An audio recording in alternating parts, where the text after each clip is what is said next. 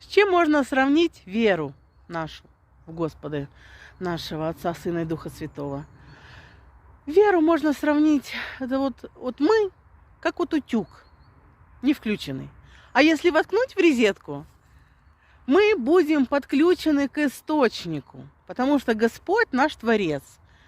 И Он нам дает все необходимое для жизни. И когда мы подключаемся к Господу, когда мы Его хвалим, когда мы Его благодарим, когда мы провозглашаем, что Он велик, велик Господь.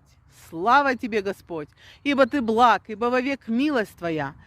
Этот канал дает возможность нам получить добро от нашего Творца.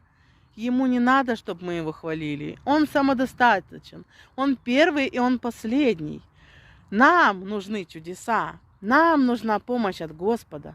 Нам нужно исцеление. Исцеление души и тела. Нам нужно исцеление отношений с нашими родными и близкими. Это нам все надо.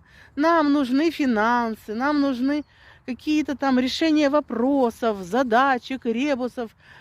У нас у каждого свой набор непонятностей. И во всем нам может помочь только Господь, наш Творец, наш любящий Отец, наш всемогущий Господь. И мы Ему нужны.